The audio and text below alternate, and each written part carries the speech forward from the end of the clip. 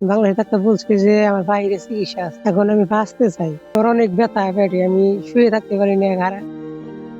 মরণঘাতী ক্যান্সারের সঙ্গে লড়ছেন টাঙ্গাইলের ভূঁইয়াপুর উপজেলার রাউতবাড়ি গ্রামের জীবনযোদ্ধা মঞ্জু।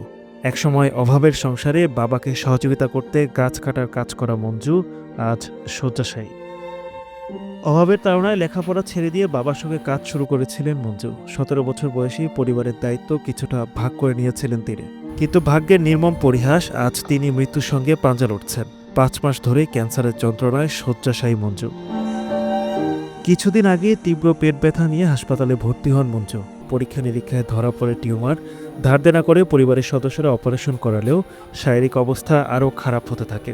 পরে জানা যায় তার শরীরে বাসা বেঁধেছে মরণঘাতী ক্যান্সার। চিকিৎসকরা জানান উন্নত চিকিৎসার জন্য তাকে দেশের বাইরে নেওয়া জরুরি, কিন্তু দরিদ্র পরিবারের পক্ষে সেই ব্যয় বহন করা সম্ভব নয়। এই ঈদে জামা জুতো অ্যাক্সেসরিজের ডিসকাউন্ট। পরে মনে করেন যে মানুষের ধরে পাইরে 1 লাখ টাকা মিটাইছি।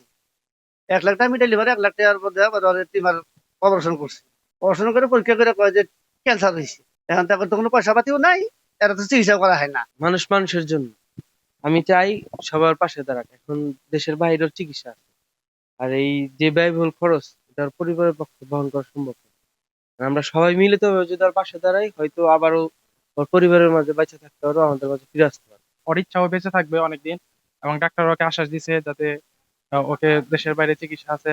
এখন সবাই মিলে আমরা সহায়তা করি, তাহলে ইনশাল্লাহ ভালোভাবে আবার আমাদের মাঝে ফিরতে পারবে।